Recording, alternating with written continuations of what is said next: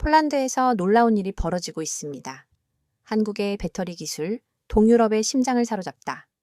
폴란드 브로치와 비스시 전역이 한국 문화의 열풍에 휩싸였고, 시내 중심캐는 김치와 비빔밥을 맛보려는 현지인들로 문전성시를 이루고 있다고 하는데요. 이 모든 사태의 시작점에는 한 폴란드 여대생이 있었고, 그녀가 입사한 한국 기업은 지금 이 시각을 통해 한국 기업은 지금 9,500명의 직원을 고용한 지역 최대 기업이 되었습니다. 어제까지 지도에서 찾기 힘든 나라로 불리던 한국이 오늘은 유럽의 미래를 책임지는 기술 강국으로 불리며 폴란드 방송국이 뉴스를 중단하고 한국 특집을 내보낼 정도가 됐다고 하는데요. 도대체 어떻게 한국이 폴란드의 전통 도시를 제2의 한국으로 바꿔놓을 수 있었을까요? 이야기를 전하는 서은비에게 여러분의 좋아요와 구독은 가장 큰 응원이 됩니다. 한국 기업이 폴란드 사회를 뒤흔든 놀라운 이야기 바로 시작하겠습니다. 브루츠와프, 제가 태어나고 자란 폴란드의 오래된 도시입니다. 40년 넘게 살아오며 한 번도 떠나본 적 없는 제 고향이죠. 석조 건물과 오래된 광장, 익숙한 교회 종소리가 어우러진 이곳은 언제나 변함없는 안식처였습니다. 하지만 요즘 들어 낯선 기운이 도시를 감싸고 있어요. 처음엔 작은 변화였습니다. 도시 외곽에 들어선 커다란 공장 건물, 간판에 적힌 LG 에너지 솔루션이란 이름, 한국 회사예요. 딸 카롤리나가 신기해하며 말하던 날이 생각납니다. 이제 중앙광장에서도 변화가 느껴져요. 예전에는 폴란드 전통 음악이 흘러나오던 카페에서 요즘은 이상한 노래가 흘러나옵니다. 엄마 이거 케이팝이에요. 한국 음악이죠. 젊은이들은 그 리듬에 맞춰 춤을 추기도 하는데 저는 그저 어리둥절할 뿐이에요. 더 놀라운 건 주말 시장입니다. 우리 전통 음식 옆에 김치라는 붉은 음식이 자리 잡았어요. 처음 봤을 때는 우리 양배추 절임과 비슷하다고 생각했는데 맛보니 너무 매워서 물을 벌컥벌컥 마셨답니다. 이게 한국인들이 매일 먹는 음식이라고요? 대단하네요. 어느 날은 광장에서 한복이라는 전통 의상을 입은 소녀들이 사진을 찍고 있다군요. 화려한 색상의 옷자락이 바람에 나부끼는 모습이 마치 그림 같았어요. 대박. 요즘 우리 도시가 완전히 달라졌어. 기분 나쁘지 않아. 헬릭 바르토즈 퇴직한 공무원으로 우리 지역 커뮤니티 대표예요. 언제나 고집이 센 사람이었죠. 이젠 우리 도시가 우리 것이 아니야. 헬릭은 마을 모임에서 항상 불만을 터뜨립니다. 뉴스 시간에도 한국 이야기만 해. 이게 말이 되냐고 헬릭의 말에 고개를 끄덕이는 이유들도 있어요. 특히 나이 든 사람들은요. 하지만 젊은이들은 달라요. 새로운 변화에 기대감을 품는 듯합니다. 40년간 변하지 않던 우리 도시가 이제는 한국 거리가 되어 가고 있어요. 밤에도 켜져 있는 LG 로고는 마치 우리의 일상을 바꾸는 신호탑. 하지만 동시에 우리 도시를 세계 속으로 이끄는 빛이 하필 동양의 작은 나라에서 와야 했다는 사실, 이 저를 혼란스럽게 했습니다. 우리 아파트 단지에는 한국인 가족도 몇 이사 왔어요. 매일 아침 공손하게 인사하는 모습, 이 인상적이에요. 처음엔 경계했지만 아이들이 학교에서 친구가 되면서 조금씩 가까워지고 있답니다. 그래도 마음 한 구석이 불편해요. 40년 동안 한결같던 고향이 이렇게 빠르게 바뀌어가는 게 당황스럽기도 하고 서운하기도 하고 창문 너머로 불빛이 반짝이는 LG 공장이 보입니다. 밤에도 쉬지 않고 돌아가는 이 공장이 우리 브로츠워프를 어떻게 바꿔놓을지 솔직히 두렵기도 합니다. 괜찮아질 거예요, 엄마. 카롤리나는 이렇게 말하지만 과연 그럴까요? 우리가 알던 브로츠워프는 이제 추억 속으로 사라지는 걸까요? 이런 생각을 하면 가슴이 아파요. 하지만 달리 어떻게 할 수도 없는 노릇이죠. 인생은 변화라고들 하지만 너무 빠른 변화는 마치 폭풍처럼 느껴져요. 저는 그저 이 폭풍 속에서 중심을 잡고 서 있을 뿐입니다. 엄마, 저 합격했어요. 카롤리나가 들어오자마자 큰 소리로 외쳤어요. 오랜만에 보는 딸아이의 환한 얼굴에 저도 덩달아 기뻤습니다. 어디에 합격했다는 건 이 LG 에너지 솔루션에서 진행하는 대학생 인턴 프로그램이요. 전기 이동성 전공자 중에서 몇 명만 뽑는데요. 카롤리나는 브로츠워프 공대에서 전기 이동성을 전공하고 있어요. 전기차 배터리와 관련된 학문이랍니다. 솔직히 딸이 무엇을 공부하는지 정확히 이해하지 못하지만 요즘 각광받는 분야라고 하더군요. 축하한다, 우리 딸. 하지만 한국 회사라니 괜찮은 거니 제 마음속에 불안함이 스멀스멀 올라왔어요. 낯선 외국 기업이라니, 게다가 아시아 회사잖아요. 엄마 LG는 세계적인 기업이에요. 여기 브로츠워프 공장은 유럽 최대 전기차 배터리 생산 기지라고요. 믿기 힘들겠지만 구부 500명이나 일하고 있대요. 카롤리나의 눈은 별처럼 반짝였어요. 그게 다가 아니에요? 성적 우수자는 한국 본사에서 연수도 받을 수 있대요. 서울이요, 엄마. 제가 꼭 도전해 볼 거예요.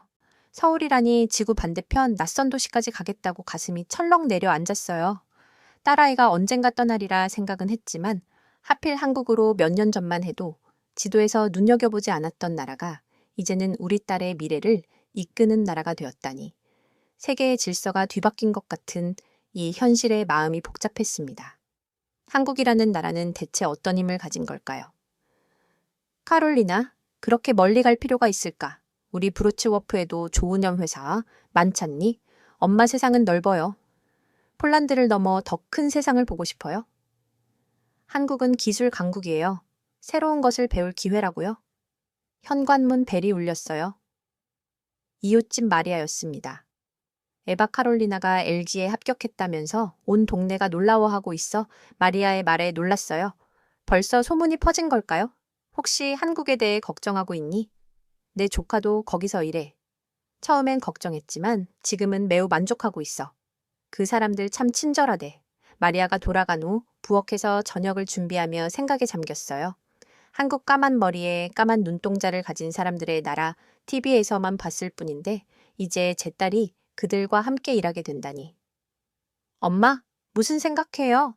카롤리나가 부엌으로 들어왔어요. 그냥 내가 낯선 곳에서 괜찮을까 걱정되는구나. 걱정 마세요. 공장에는 폴란드 사람들도 많이 일해요. 그리고 LG는 직원 복지가 정말 좋대요. 한국 사람들은 일도 열심히 하지만 동료를 가족처럼 생각한다고 다 호해요. 카롤리나의 말에도 제 마음속 불안은 쉽게 가시지 않았어요. 어쩌면 제가 너무 보수적인 걸까요? 창밖으로 눈이 내리기 시작했어요. 하얀 눈이 온 세상을 덮으며 모든 것을 새롭게 바꿔놓는 것처럼 제 딸의 살, 또 어쩌면 우리 브로츠와프도 크게 바뀌게 될지 모르겠네요. 아침 일찍 일어나 창문을 열었어요. 오늘은 카롤리나가 LG에서 첫 출근하는 날이에요. 설레는 마음에 저도 덩달아 일찍 깼답니다. 엄마, 너무 긴장돼요. 카롤리나는 처음으로 정장을 입고 있었어요. 평소 청바지만 입던 딸이 갑자기 어른처럼 보여 가슴이 뭉클했습니다. 괜찮아. 우리 딸 넌 항상 잘해 잤니?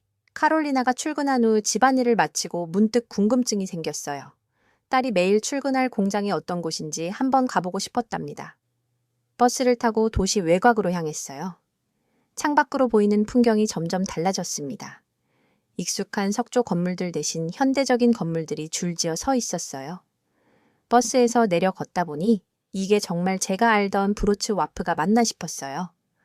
한글로 된 간판들, 한국식 레스토랑, 심지어 식혜라는 음료수를 파는 자판기까지 있었답니다.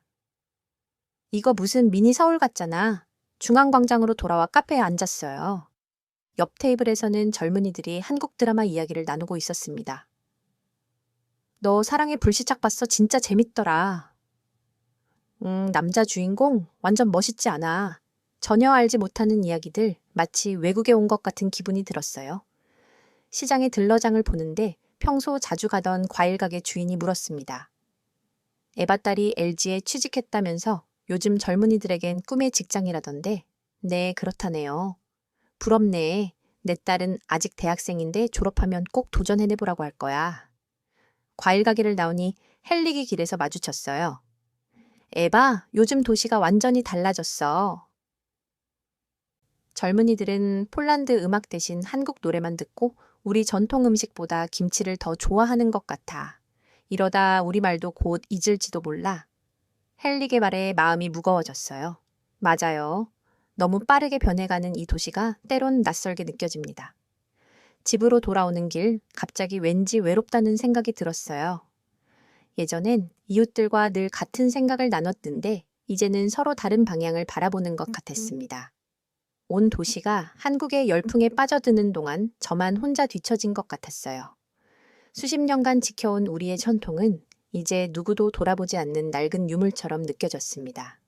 한국이라는 먼 나라가 우리의 정체성마저 바꿔놓는 모습이 당황스러웠지만 딸의 행복한 얼굴을 그 긴 나는 미래를 어떻게 부정할 수 있을까요? 저녁에 카롤리나가 첫 출근 이야기를 들려줬어요. 눈을 반짝이며 말하는 딸의 모습에 미소가 지어졌지만 한편으론 딸과도 점점 멀어지는 것 같아 마음이 아팠습니다. 엄마, 거기 사람들이 얼마나 친절한지 몰라요. 이정현 매니저라고 폴란드어도 완벽하게 하시는 분이 계세요. 저한테 모르는 거 있으면 언제든 물어보라고 하셨어요. 그래, 다행이구나. 카롤리나가 잠든 후 조용한 부엌에 앉아 창밖을 바라봤어요. 도시의 불빛들이 예전과 같은데 왜 모든 게 이렇게 달라진 걸까요? 이제 저는 이 변화의 흐름 속에서 혼자만 멈춰 서 있는 것 같았습니다. 외롭고 소외된 기분이었어요. 그날은 평범한 저녁이었어요. 카롤리나는 야근이라 집에 없었고 저는 이웃 안나와 함께 저녁 뉴스를 보기로 했습니다. 폴란드의 정치 상황이 복잡해져서 매일 뉴스를 챙겨봤거든요. 8시 뉴스 시작할 시간 이내 TV를 켰는데 평소와 달리 낯선 음악이 흘러나왔어요. 화면에는 화려한 의상을 입은 젊은이들이 춤을 추고 있었습니다. 이게 뭐지? 채널이 잘못된 건가? 리모컨을 눌러봐도 다른 채널도 마찬가지였어요. 폴란드 최고 시청률을 자랑하는 방송국에서 뉴스 대신 다른 프로그램을 내보내고 있었습니다. 화면 하단에 자막이 나타났어요. 오늘의 특집 폴란드를 사로잡은 K컬처, 저와 안나는 믿을 수 없다는 표정으로 서로를 바라봤어요. 대체 우리 뉴스는 어디 간 거야? 그때 초인종이 울렸어요. 문을 열자 같은 건물에 사는 이웃들이 모여 있었습니다. 내봐, 너도 봤니? 뉴스가 없어졌어. 다들 혹시 이게 무슨 일인지? 아니, 다들 답답한 표정이었어요. 다시 TV로 돌아와 보니 이제는 한국 음식을 소개하고 있었습니다. 김치 담그는 방법, 비빔밥 만드는 법, 심지어 폴란드인들이 한국 식당에서 음식을 맛보는 장면도 나왔어요. 맛있어요. 매운데 중독성 있네요. TV에 나온 폴란드 청년의 말에 안나가 피식 웃었어요.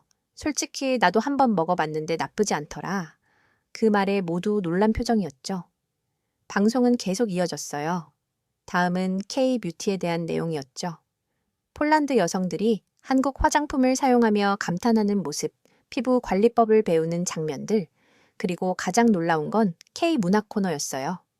방송에서는 한국 작가 한강의 채식주의자와 흰이라는 소설을 집중적으로 다뤘습니다.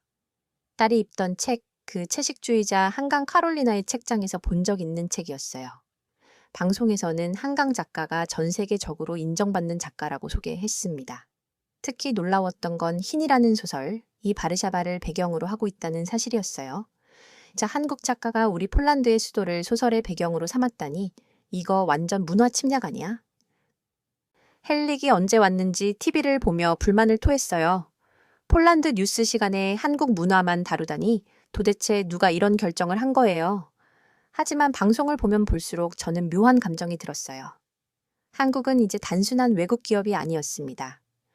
음식, 음악, 영화, 문화까지 하나의 문화 자체였어요. 방송이 끝날 무렵 카롤리나가 퇴근하고 돌아왔어요. 엄마, 혹시 오늘 특집 방송 봤어요? 우리 회사에서 기획한 거래요. 엘게서 방송국에 돈을 준 거니 아니요. 방송국에서 직접 기획했대요. 요즘 시청자들이 한국 문화에 관심이 많아서요. 카롤리나의 말에 잠시 말문이 막혔어요. 이제 우리 폴란드 사람들이 자발적으로 한국 문화를 찾고 있다니 TV를 끄고 창밖을 바라봤어요. 브루츠워프의 밤하늘은 여전히 같은 별들로 빛나고 있었지만 그 아래의 도시는 이미 많이 달라져 있었습니다. 엄마, 이번 주 토요일에 LG 공장 가족의 날이 있어요. 직원 가족들이 공장을 둘러볼 수 있는 행사래요. 같이 가실래요? 카롤리나의 제안에 잠시 망설였어요. 그 커다란 공장에 가다니 솔직히 겁도 났지만 딸이 일하는 곳이 궁금했습니다. 그럼 한번 가볼게. 토요일 아침 카롤리나와 함께 공장으로 향했어요. 멀리서도 보이는 커다란 건물들, 번쩍이는 유리창과 깔끔한 잔디, 밭이 인상적이었습니다. 우와, 생각보다 훨씬 크네. 입구에서 방문증을 받고 들어가자 밝은 미소를 지닌 안내원이 우리를 맞이했어요. 안녕하세요. 카롤리나 씨 어머님도 오셨군요. 환영합니다. 안내원은 폴란드어를 완벽하게 구사했어요. 놀란 제 표정을 본 카롤리나가 귓속말로 알려졌습니다. 저희 부서 이정현 매니저예요. 한국 분이시지만 폴란드어를 정말 잘하시죠. 이정현 매니저는 친절하게 우리를 안내했어요. 깨끗하고 질서정연한 생산 라인 최첨단 장비들, 집중해서 일하는 사람들 모든 것이 놀라웠습니다. 여기는 배터리셀을 만드는 곳입니다. 우리 공장에서는 하루에 약 3,000대 분량의 전기차 배터리를 생산할 수 있어요. 이정현 매니저의 설명에 감탄이 절로 나왔어요. 규모가 엄청났거든요. 다음은 기술 시연장으로 향했습니다. 이곳에서는 진동 센서, 전기차 배터리 여러 상, 카메라 기술 등을 직접 체험할 수 있었어요. 이건 우리가 개발한 진동 감지 센서입니다. 0.0km를 5016mm 미세한 진동까지 감지할 수 있어요. 작은 장치에 손을 대자 화면에 파동이 나타났어요. 숨만 쉬어도 반응하는 정밀함이 놀라웠습니다. 이건 전기차 배터리 단면이에요. 실제 작동 과정을 볼 수 있죠. 투명한 케이스 안에서 전기가 흐르는 모습이 보였어요. 마치 살아있는 생명체 같았습니다. 가장 인상적이었던 건 여러 상 카메라였어요. 제 모습이 빨강, 노랑, 파랑으로 표시되는 걸 보며 웃음이 나왔습니다. 이 기술은 배터리 생산 과정에서 품질 관리에 사용됩니다. 온도 편차가 0.1도만 있어도 감지할 수 있죠. 견학을 마치고 직원 식당에서 점심을 먹었어요. 한국 음식과 폴란드 음식이 함께 제공되다군요. 용기를 내어 비빔밥을 선택했습니다. 맛있네요. 식사 후 이정현 매니저가 모든 방문객들을 강당으로 안내했어요. 무대 위에서는 유창한 폴란드어로 말했습니다. 여러분, 오늘 방문해 주셔서 감사합니다. LG에서 저희는 늘 이렇게 말합니다. 여러분은 고객이 아니라 파트너입니다. 우리는 단순히 제품을 만들어 판매하는 것이 아니라 여러분과 함께 미래를 만들어 가고 있습니다. 이 말에 강당이 박수로 가득 찼어요. 저도 모르게 박수를 치고 있었습니다. 공장을 나오면서 카롤리나에게 말했어요. 이제 알겠다. 한국은 그냥 전자회사가 아니었구나. 엄마가 마음에 들어 하실 줄 알았어요. 이곳은 단순한 공장이 아니라 사람을 중심에 둔 기술을 만드는 곳이에요. 집으로 돌아오는 버스 안에서 오늘 경험을 곱씹어 봤어요. 저는 지금까지 한국을 단순히 낯선 아시아 국가로만 생각했던 것 같아요. 하지만 오늘 본 것은 정밀함, 혁신, 그리고 무엇보다 사람을 중요시하는 철학이었습니다. 창밖으로 지나가는 폴란드의 풍경과 멀리 보이는 LG 공장. 어쩌면 이 조화가 그리 나쁘지 않을지도 모르겠다는 생각이 들었습니다. 화요일은 시장에 가는 날이에요. 항상 신선한 과일과 채소를 사러 브로츠워프 중앙시장에 가는 게 제 일과 중 하나입니다. 해봐, 오랜만이네. 과일 가게 아주머니 테레사가 반갑게 인사했어요. 아님 LG 다닌다면서요. 요즘 그런 자리 구하기 하늘의 별 따기라던데. 네. 카롤리나가 운 좋게 들어갔어요. 운이 아니라 실력이지. 내 아들도 지원했다가 떨어졌거든. 정말 대단해요. 테레사가 사과를 봉투에 담으며 말했어요. 자, 이건 서비스야. 가장 달콤한 사과로 골랐어. 테레사가 사과 2개를 더 넣어주는 걸 보고 깜짝 놀랐어요. 20년 단골이지만 이런 적은 처음이었거든요. 아니에요. 이렇게 많이. 괜찮아요. 따님이 자랑스러울 것 같아서 시장을 돌아다니며 다른 상인들도 저를 알아보고 인사를 건네는 게 느껴졌어요. 예전과는 다른 눈빛, 다른 말투. 마치 제가 갑자기 중요한 사람이 된 것 같았습니다. 빵집에서 마르타를 만났어요. 오래된 이웃이죠. 네 봐. 카롤리나 소식 들었어. 한국 본사 연수 프로그램에 지원했다면서? 네, 아직 결과는 모르지만 분명 될 거야. 우리 교회 선생님들도 카롤리나 위해서 추천서 써주신다고 하셨어. 정말요? 제가 부탁드린 적도 없는데 다들 자발적으로 돕고 싶어 해. 브루츠와프에서 누군가 세계적인 기업의 본사에 가게 된다면 우리 모두의 자랑이잖아. 집으로 돌아오는 길 공원에서 헬릭을 마주쳤어요. 요즘은 별로 보고 싶지 않았는데. 에바, 잠깐 이야기 좀 할까? 벤치에 앉자 헬릭이 뜻밖의 말을 꺼냈어요. 사실 그 한국 기업이 말이야. 생각보다 진짜 괜찮은 일을 하는 것 같아. 헬릭이 그런 말을 하다니 놀랍네요. 내가 고집불통인 건 인정해. 하지만 최근에 조사해 봤거든. LG가 우리 도시에 일자리 구비 500개를 만들었대. 게다가 환경 보호에도 엄청 신경 쓴다더라. 헬릭의 변화가 신기했어요. 늘 한국에 대해 부정적이던 사람이었는데, 그리고 솔직히 말하면 내 손자도 브루츠와프 공대 전기 이동성 학과에 지원했어. 카롤리나처럼 되고 싶대. 집에 돌아와 저녁을 준비하며 생각에 잠겼어요. 불과 몇 달 전만 해도 사람들은 한국 기업을 경계했는데 이제는 우리 딸이 그곳에서 일한다는 이유만으로 저를 달리 대하고 있었습니다. 창밖을 바라보니 도시의 풍경이 눈에 들어왔어요. 석조 건물들 사이로 새로 생긴 한국 식당, 멀리 보이는 LG 공장의 불빛. 이제 이 모든 것이 저에게 낯설지 않았습니다. 카롤리나가 퇴근하고 돌아왔어요. 엄마 좋은 소식이 있어요. 서울 본사 연수 프로그램 1차 심사를 통과했대요. 정말 축하해. 우리 딸 카롤리나를 꼭 안아주며 문득 깨달았어요. 제 마음속에서 불안과 두려움이 사라지고 있었습니다. 대신 딸에 대한 자부심과 미래에 대한 기대가 자리 잡고 있었어요.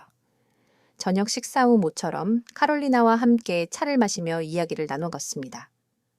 엄마, 처음에는 LG가 낯설게 느껴졌죠. 그랬지. 하지만 이제는 달라. 우리 도시가 한국과 함께 자라나는 것 같구나. 맞아요.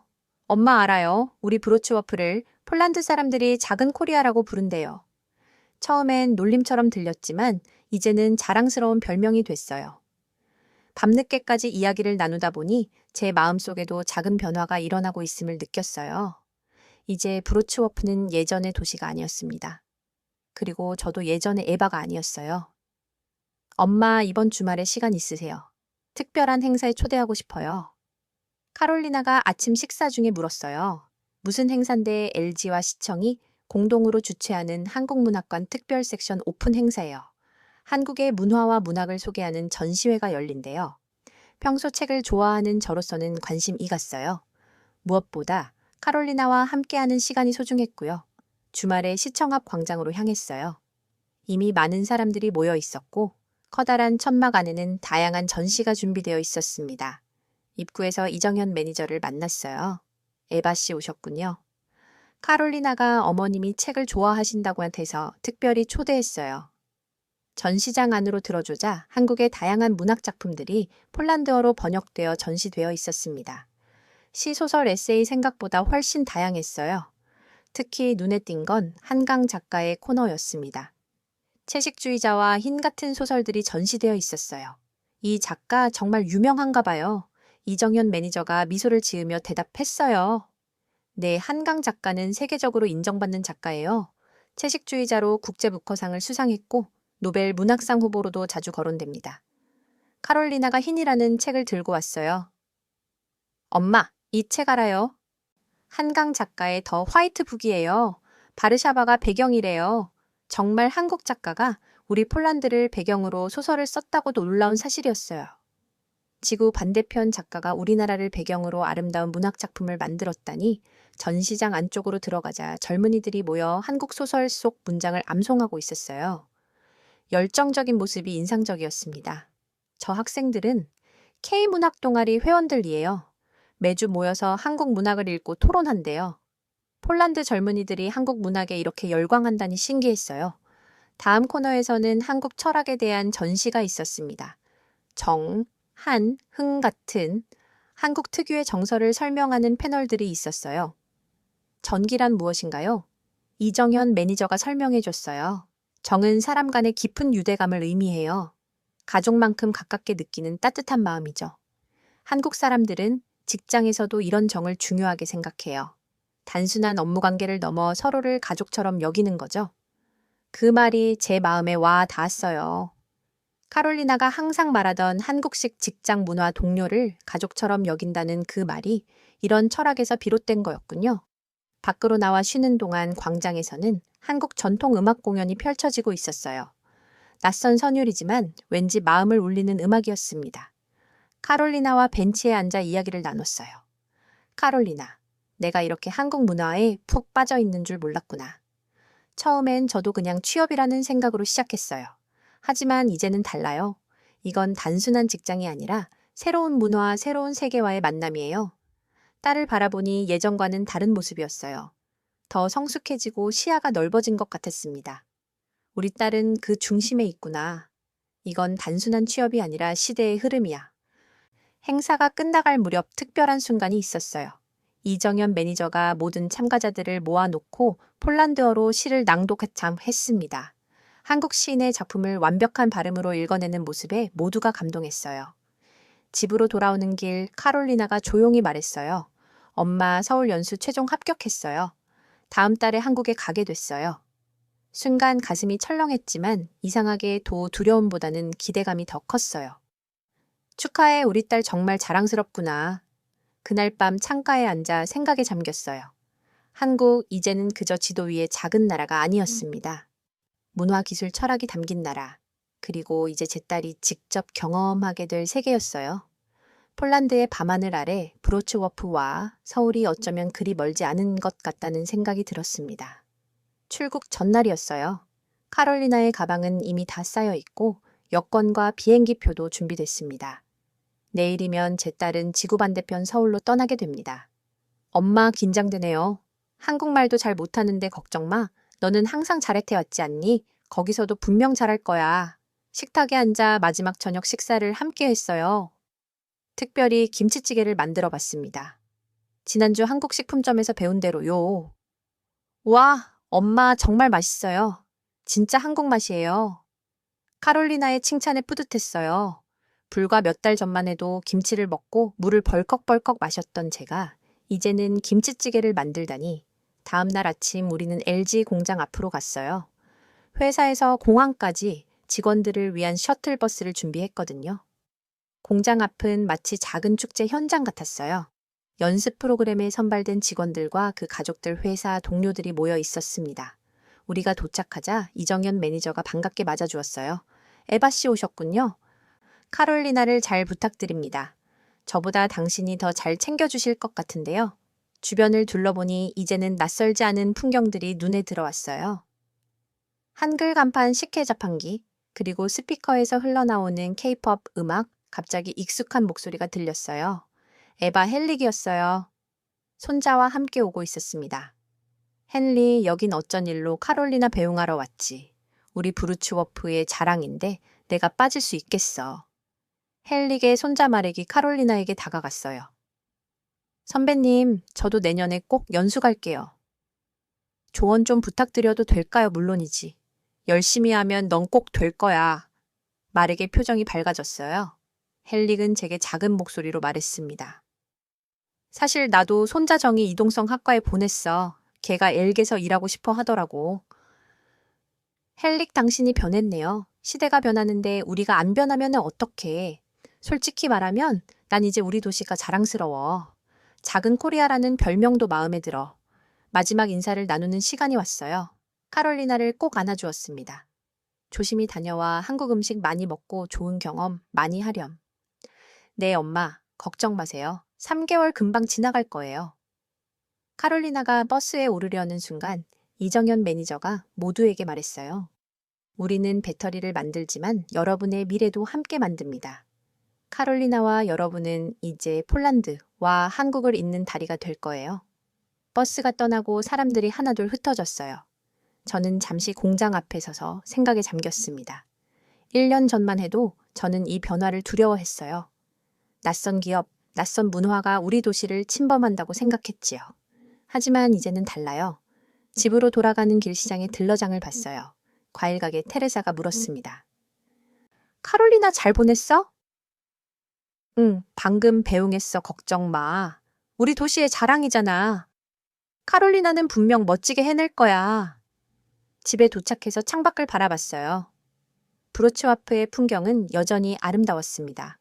오래된 석조 건물들 광장, 그리고 멀리 보이는 LG 공장, 이 모든 것이 이제는 하나로 어우러져 있었어요. 한국의 새로운 바람이 불어와 우리 도시를 변화시켰지만 그 과정에서 우리는 더 풍요로워졌습니다. 전화벨이 울렸어요. 카롤리나였습니다. 엄마 공항 도착했어요. 곧 비행기 탈 거예요. 우리 딸 새로운 세상을 마음껏 경험하고 와. 네, 엄마 한국에서 배운 좋은 것들 브로츠와프에도 가져올게요. 전화를 끊고 깊은 숨을 내쉬었어요. 이제 저는 더 이상 두렵지 않았습니다. 이제는 한국 없이 우리 도시를 상상할 수 없어요. 작은 코리아 브로츠와프는 자부심입니다. 창밖으로 석양이 지고 있었어요. 브로츠와프의 하늘과 서울의 하늘은 다르지만 같은 별이 빛나고 있을 거예요. 그리고 그 별빛 아래 우리는 함께 미래를 만들어 가고 있습니다. 대한민국이 없으면 세계 질서는 무너진다. 이 한마디가 미국 국가안전보장회의에서 공식 선언된 순간 전 세계 외교가가 뒤흔들렸습니다. 어제까지 우리나라를 작은 동맹국 정도로 여기던 미국이 한국을 세계 전략의 핵심 축으로 격상시킨 배경에는 충격적인 사실이 있었습니다. 러시아는 북한과 군사동맹을 맺으면서도 내부적으로는 한국 기술 없이는 러시아의 미래가 없다고 절박하게 고백했고 미국 정보당국은 이 사실을 입수했습니다. 강철로 자부하던 러시아가 한국의 기술력 앞에 무릎을 꿇은 것입니다. 이 모든 변화의 중심에는 한 남자가 있었습니다. 냉철한 데이터로만 세계를 판단하던 미국 최고 전략가 에드워드 하퍼, 한때 한국을 무시해도 될 나라로 규정했던 그가 직접 목격한 충격적 진실은 무엇이었을까요? 이야기를 전하는 서은비에게 여러분의 좋아요와 구독은 가장 큰 응원이 됩니다. 그럼 오늘의 사연 시작합니다. 우리에게 필요한 것은 북한이 아니라 한국이다. 한국 기술 없이는 러시아의 미래가 없다. 러시아 지도부 내부회의에서 녹취된 이 발언들에 저는 놀라지 않을 수 없었습니다. 저는 에드워드 하퍼 워싱턴 DC 국제안보전략연구소의 수석 분석가입니다. 오늘도 차가운 아침이 밝았습니다. 연구소 창문 너머로 보이는 건물들이 아직 잠에서 덜 깬 듯했어요. 책상 위에는 수십 개의 국가 분석 파일이 놓여 있었습니다. 트럼프 대통령의 복귀 이후 세계는 다시 혼란스러워졌어요. 유럽은 미국과 거리를 두기 시작했고 러시아는 다시 힘을 키우고 있었습니다. 저는 MIT 출신의 국방부와 백악관 국가안보회의를 모두 거친 데이터맨이라고 불리죠. 숫자, 자원, 군사력, 동맹관계, 이것들이 세계를 움직인다고 믿습니다. 감정은 분석의 방해가 될 뿐이죠. 오늘은 아시아 지역 분석을 마무리해야겠군. 책상 위 파일들을 훑어보니 중국, 일본, 인도 관련 서류가 눈에 띄었습니다. 하지만 한국 관련 자료는 거의 없었어요. 솔직히 말해서 한국은 제 관심 영역 밖이었습니다. 반도체, 자동차 좋은 제품들이지만 대체 가능한 것들이죠. 저는 항상 생각했어요. 한국이 없어도 세계는 잘 돌아간다. 제 분석의 초점은 러시아와 북한의 군사 조약 가능성에 맞춰져 있었습니다. 한국은 그저 주변에 있는 소극적 조연 정도로만 생각했죠. 하퍼 보고서 진행 상황은 어때? 앨런 맥킨타이어가 제 사무실로 들어왔습니다. 워싱턴에서 가장 영향력 있는 강경파 안보 자문가 중 한 명이죠. 아시아 지역 분석 중이야. 중국과 일본은 거의 끝났어. 한국은 제가 잠시 망설이자 앨런은 코웃음을 쳤습니다. 뭐하러 시간 낭비해. 걔네는 자기 이익만 챙기는 나라야. 미국이 필요할 때면 모른 척하고 필요 없을 땐 우리한테 줄을 서지. 우린 더 이상 저들을 믿을 수 없어. 앨런의 말이 제 확신을 강화했어요. 저는 컴퓨터 화면에 한국이 포함된 지도를 띄워놓고 잠시 바라봤습니다. 작은 반도 분단된 국가 주변 강대국에 둘러싸인 나라 전략적 중요성이라면 중국이나 일본에 한참 미치지 못한다고 판단했죠. 저는 키보드를 두드리며 보고서에 한 줄을 추가했습니다. 한국 전략 지도에서 저에 가는 그 순간 저는 몰랐습니다. 제가 무시하고 있는 이 작은 나라가 곧 전 세계의 전략 지도를 완전히 뒤집어 놓을 열쇠가 된다는 사실을요. 저녁이 되자 사무실 전화가 울렸습니다. 하퍼 씨, 내일 아침 긴급 회의가 있습니다. 러시아와 북한이 중대 발표를 할 예정이에요. 전화를 끊자마자 저는 컴퓨터 화면을 응시했습니다. 다음 날의 회의가 제 인생을 완전히 바꾸게 될 줄은 상상도 못했죠. 아침 일찍 연구소 상황실에 모였습니다. 화면에는 모스크바 크레밍린궁 생중계가 나오고 있었어요. 2025년 3월 러시아와 북한은 포괄적이고 즉각적인 군사협력 조약을 체결합니다. 러시아 대통령의 선언에 상황실이 순식간에 얼어붙었습니다. 이게 무슨 소리야? 우크라이나 전쟁이 아직 끝나지도 않았는데 동료들의 혼란스러운 목소리가 들려왔어요. CNN은 이미 한반도의 전면적 긴장시대 재개라는 속보를 내보내고 있었습니다. 저는 재빨리 노트북을 열어 한국의 반응을 확인했어요. 놀랍게도 서울은 조용했습니다. 결국 한국은 눈치만 보고 있군요. 전형적인 약소국 행태입니다. 한국 정부가 뭐라도 해야 하는 것도 아닌가요? 젊은 연구원 하나가 물었습니다. 아마 어떻게 대응해야 할지 모르는 거겠지. 저는 냉정하게 답했어요. 그때 앨런이 회의실로 들어왔습니다. 내가 뭘 했어?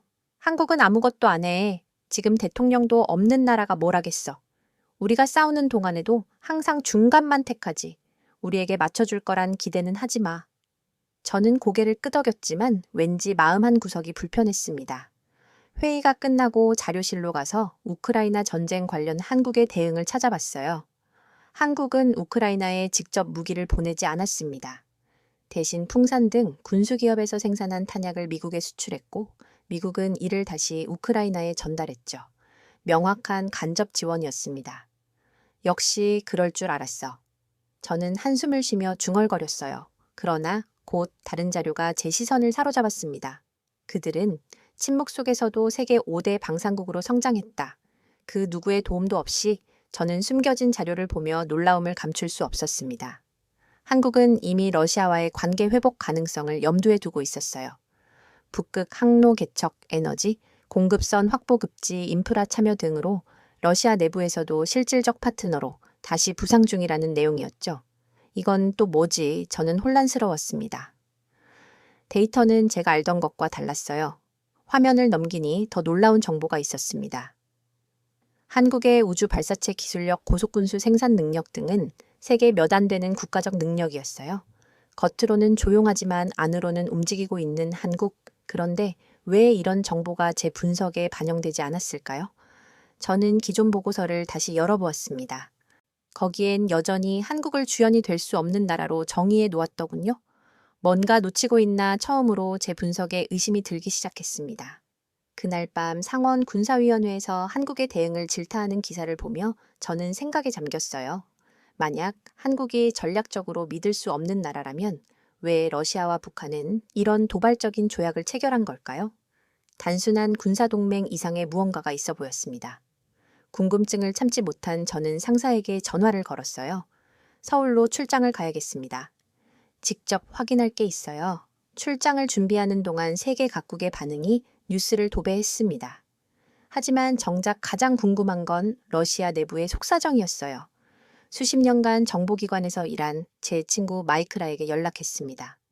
러시아 내부 상황에 대해 알고 있는 거 있어. 공식적으로 말할 수 없지만 크레빈 내부에서 뭔가 움직임이 있어. 북한과의 조약 이면에 다른 목적이 있는 것 같아.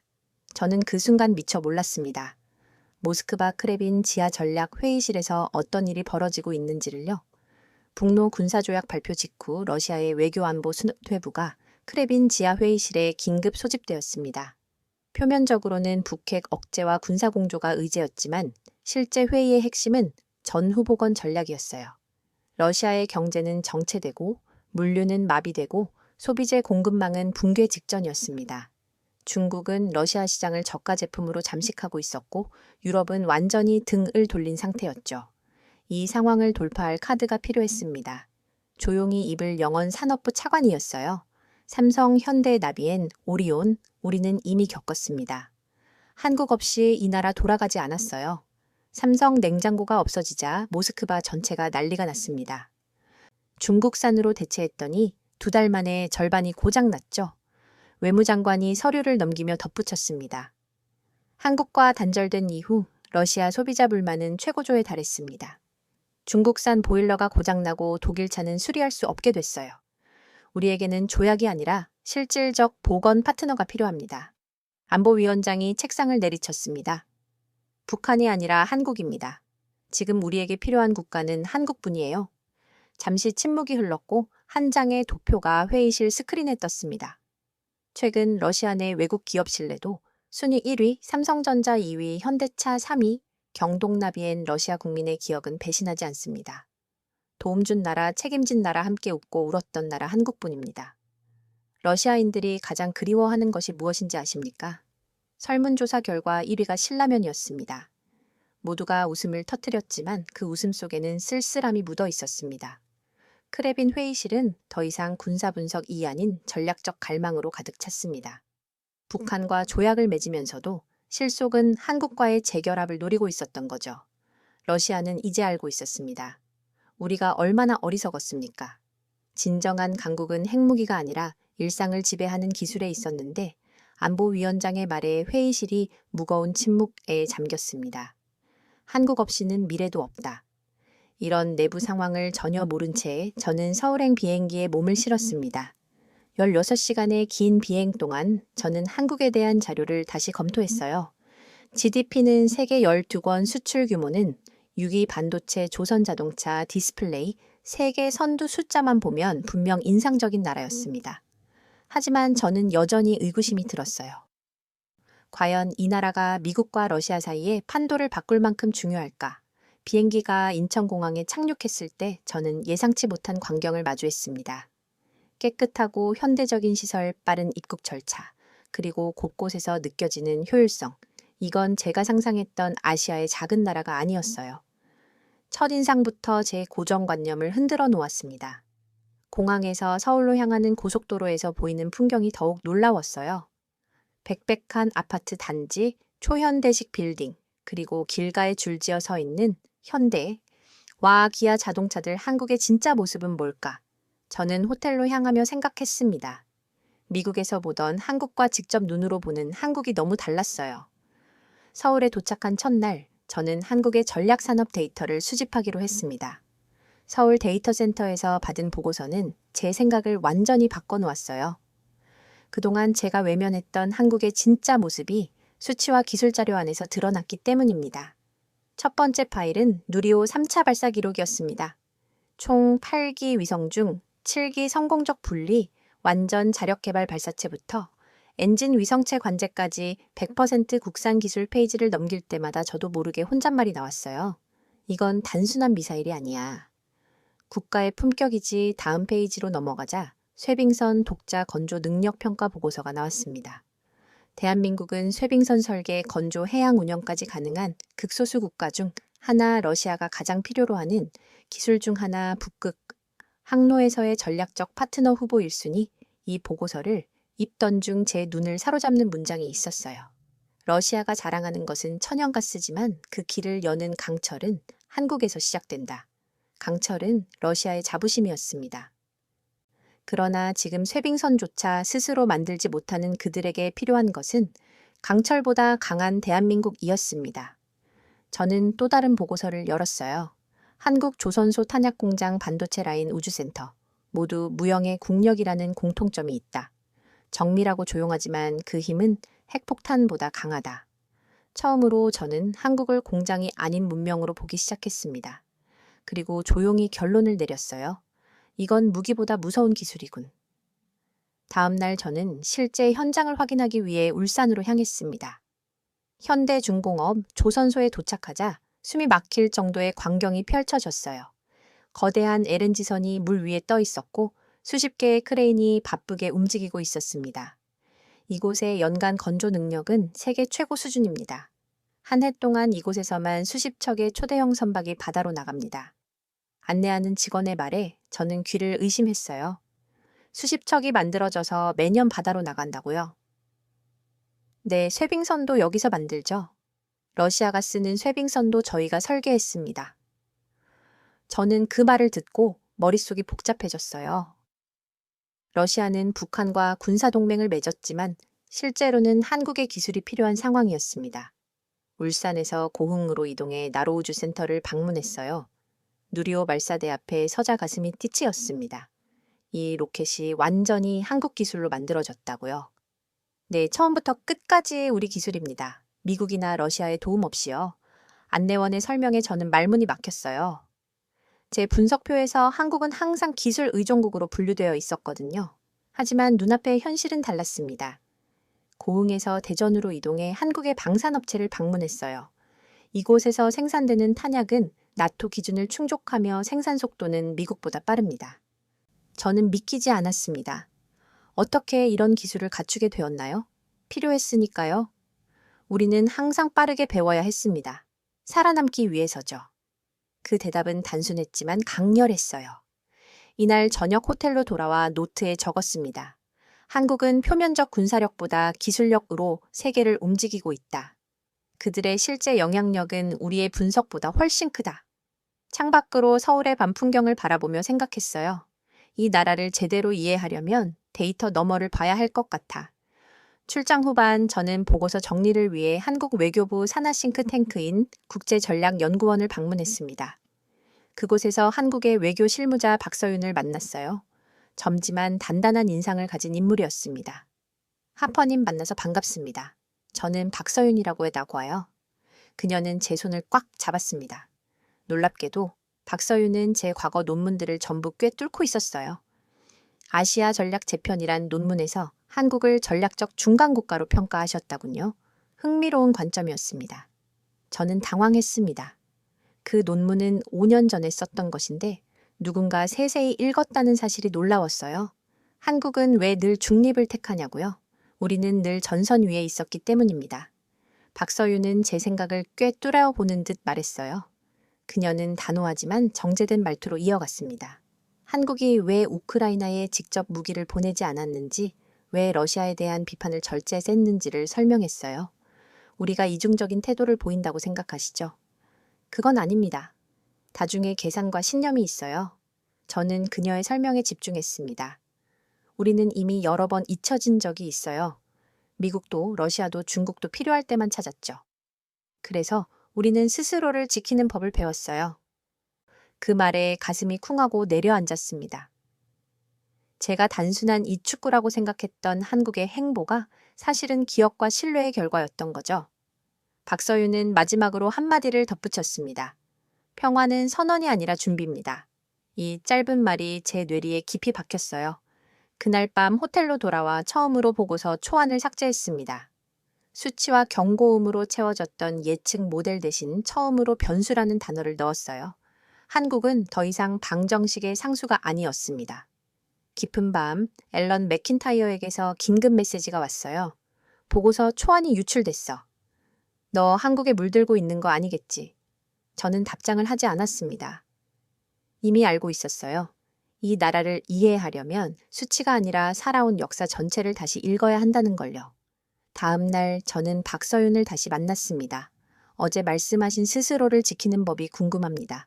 구체적으로 어떤 의미인가요? 그녀는 잠시 생각하더니 질문을 던졌어요. 하퍼님, 한국전쟁을 어떻게 배우셨나요? 미국이 자유수호를 위해 개입한 전쟁이죠. 그렇게만 배우셨군요. 우리에겐 그건 나라를 잃을 뻔한 생존의 전쟁이었어요. 그 후에도 매 순간이 생존이었습니다. 그녀는 차분하게 이어갔어요. 반도체, 자동차, 선박 이런 산업들이 단순히 경제적 선택이었을까요? 아니요, 생존을 위한 선택이었습니다. 우리는 항상 다음 위기를 준비해 왔어요.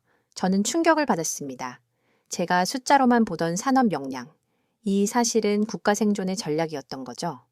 그렇다면 러시아 북한 조약에 조용히 대응하는 것도 우리는 이미 알고 있었어요. 러시아가 정말로 원하는 건 북한이 아니라는 걸요? 저는 그 말에 놀라 물었습니다. 어떻게 그걸 알았죠? 우리는 경험으로 압니다. 국가 간 관계에서 진짜 중요한 건 말이 아니라 필요성이에요. 러시아에 진짜 필요한 건 우리 기술입니다. 그녀의 말이 제 머릿속에서 울렸어요. 필요성. 그날 밤 저는 처음으로 수치가 아닌 역사와 필요성으로 세계를 재해석해 보았습니다. 워싱턴으로 돌아온 저는 다시 차가운 현실과 마주했습니다. 회의실에 들어서도 모두의 시선이 저에게 쏠렸어요. 하퍼 한국 출장은 어땠나 상관이 물었습니다. 저는 잠시 망설였어요.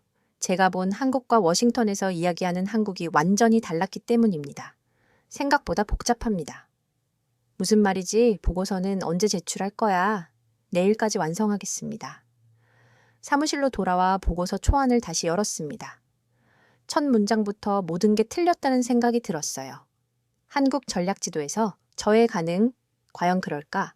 울산의 조선소 대전의 방산업체, 고흥의 우주센터, 그리고 박서윤의 말이 계속 머릿속에 맴돌았습니다. 평화는 선언이 아니라 준비입니다. 보고서 제출까지 12시간 전은 고심 끝에 결정을 내렸어요.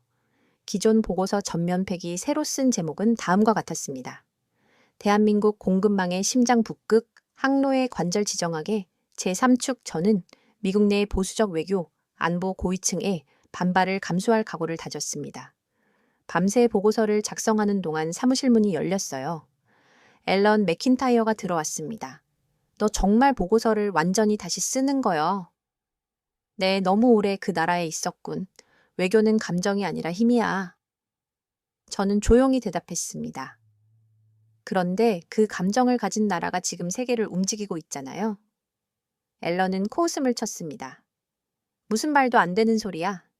한국이 세계를 움직여 넌 현실을 보는 게 아니라 환상을 보고 있어. 현실이요, 현실은 러시아가 북한 이 아닌 한국을 필요로 한다는 겁니다. 현실은 한국에 기술이 없으면 러시아의 북극 항로가 열리지 않는다는 거고요. 앨런은 잠시 말문이 막혔다가 다시 공격했습니다. 그래, 기술적으로 중요할 수는 있어. 하지만 세계 질서를 바꿀 정도는 아니야. 그럼 이건 어떻습니까? 저는 컴퓨터 화면을 보여줬어요. 러시아 내부 자료였습니다. 어디서 얻은 거야? 중요한 건 그게 아니에요. 보세요. 러시아 안보위원장이 직접 우리에게 필요한 건 한국뿐이라고 말했어요.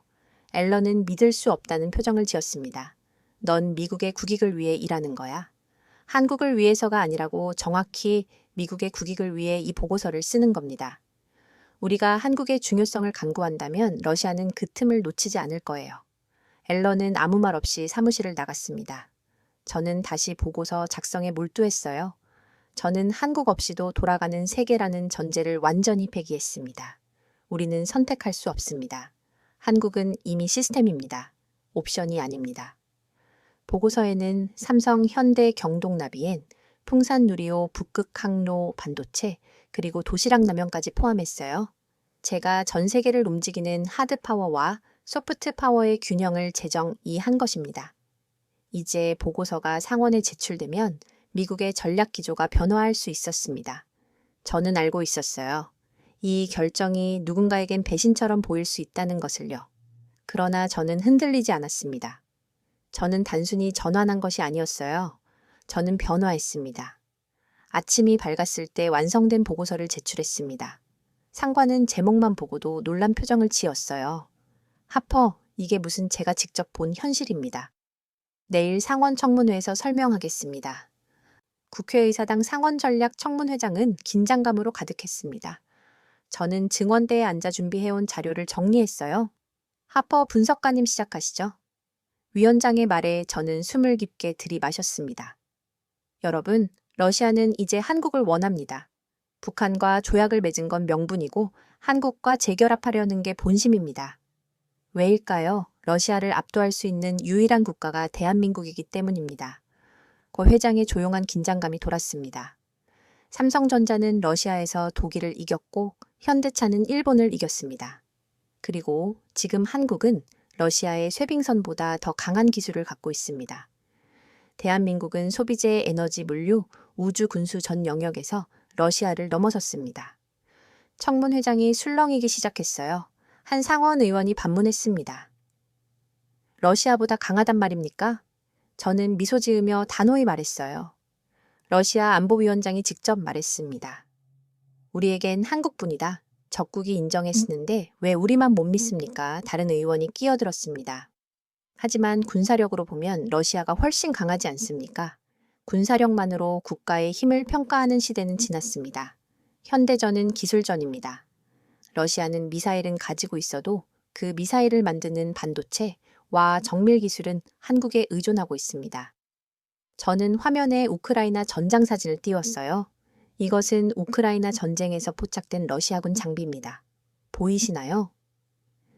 삼성 디스플레이, LG, 부품 한국산 통신 장비, 러시아의 군사력은 이미 한국 기술에 의존하고 있었습니다. 청문회장이 완전히 조용해졌어요. 더 놀라운 사실은 러시아의 경제 회복 계획에서 가장 많이 언급된 국가가 한국이라는 점입니다. 그들이 가장 원하는 것은 삼성의 복귀 현대차의 공장, 재가동 한국 건설사들의 시베리아 개발 참여입니다. 저는 마지막 슬라이드를 보여줬어요. 이것은 러시아 정부 내부 문서에서 추출한 단어빈도 분석입니다. 북한이라는 단어는 38번 등장했지만 한국은 107번 등장했습니다. 이게 무엇을 의미하는지 분명하지 않습니까? 상원 의원들 사이에서 웅성거림이 일어났습니다. 저는 마지막 결론을 내렸어요. 우리가 한국을 단순한 동맹국으로만 본다면 우리는 세계 질서의 새로운 축을 놓치게 될 것입니다. 한국은 이제 단순한 제조국이 아닙니다. 그들은 기술 문명의 중심 글로벌 공급망의 심장, 그리고 지정학의 새로운 축입니다. 청문회가 끝나고 기자들이 몰려왔어요. 하퍼 씨, 이런 발표는 기존 미국의 아시아 전략과 완전히 다른데 개인적 소신인가요? 아닙니다. 데이터와 현실에 기반한 분석입니다. 제가 직접 눈으로 본 현실이에요. 그날 저녁 국무부는 한국과의 전략협력안을 3단계로 나누어 추진하기로 결정했습니다. 뉴스 헤드라인은 이렇게 바뀌었어요. 세계 최강 대한민국, 이번엔 러시아도 인정했다. 저는 TV 화면을 보며 작은 미소를 지었습니다. 수치와 군사력만 보던 제가 이제는 신뢰와 기술이라는 렌즈로 세계를 바라보게 되었으니까요. 그날 밤 앨런에게서 문자가 왔습니다. 내가 맞았을지도 모르겠다. 작은 인정이었지만 큰 변화의 시작이었습니다. 몇 주 후 저는 연구소 옥상에서 혼자 밤을 보내고 있었습니다. 포토맥 강은 고요히 흐르고 멀리서는 작은 불꽃놀이가 터졌어요. 어린이날 행사일까, 늦은 졸업 축하일까. 저는 한국 출장 때 받은 선물을 꺼냈습니다. 도시락 라면이었어요. 아직도 도시락이라는 이름이 낯설게 정겹게 느껴졌습니다. 뜨거운 물을 부으며 조용히 중얼거렸어요. 사람들은 웃겠지. 라면 하나에 이러냐고 하지만 그걸로 러시아가 버텼고 내가 깨달았어. 한국에서의 기억이 물결처럼 밀려왔습니다. 누리호 발사 기록, 조선소 설계도, 보일러 수출 실적 모든 데이터가 제 뇌속을 다시 흘러갔어요. 그러나 제 가슴에 남은 건 박서윤의 한마디였습니다. 평화는 말이 아니라 준비입니다. 저는 마침내 제가 왜 흔들렸는지 알게 되었어요. 한국은 군사도 아니고 감성도 아니었습니다. 신뢰를 잊지 않는 나라, 끝까지 책임지는 나라, 그게 저를 바꾼 거였습니다. 라면을 먹으며 저는 한국의 또 다른 측면을 떠올렸어요. 이 작은 라면 하나로 세계식품 문화가 바꾸었고 러시아의 일반 시민들도 한국 음식에 의존하게 되었습니다. 탱크와 미사일보다 강한 라면의 힘, 어쩌면 이게 진짜 국력인지도 모르겠다는 생각이 들었어요. 마지막으로 저는 출장을 기념해 받은 메달을 손에 들었습니다. 메달은 이렇게 적혀 있었어요. 작지만 멈추지 않는 나라, 저는 눈을 감았습니다. 몸은 워싱턴에 있었지만 제 마음은 지금 고흥의 푸른 하늘 아래 있었어요. 그곳에서 본 누리호 발사대는 제게 깊은 인상을 남겼습니다. 우주를 향한 도전, 전 세계가 불가능하다고 했던 꿈을 이루는 나라, 그 작은 나라가 이제는 세계의 중심축으로 인정받게 되었습니다. 휴대폰에서 알림이 울렸어요. 새로운 뉴스였습니다. 러시아 한국과의 경제 협력 재개 위한 특별 작업반 구성, 미국 무부 한국 전략적 핵심 파트너 격상, 검토 모든 변화가 제 예상보다 빠르게 진행되고 있었습니다. 라면을 다 먹고 포장지를 정리했어요. 작은 봉지에 담긴 건 단순한 음식이 아니라 문명이었습니다. 제 사무실로 돌아가는 길에 문득 생각했어요. 에드워드 하퍼, 넌 이제 무엇을 할 것인가? 답은 간단했습니다. 한국을 더 깊이 알아가는 것, 그리고 그 과정에서 미국도 세계도 함께 변화시키는 것. 저는 책상에 앉아 새로운 보고서를 열었습니다. 제목은 이랬습니다. 대한민국 새로운 세계 질서의 핵심 축, 이제 시작이었습니다. 네, 오늘 사연 어떻게 들으셨나요? 사연이 재밌으셨다면 구독과 좋아요, 알림 설정까지 부탁드립니다. 그럼 지금까지 사연을 전해드린 감동의학이 서은비였고요. 영상 봐주신 모든 분들 고맙습니다. 그리고 늘 감사드리고 사랑합니다. 행복하고 건강한 하루 되세요.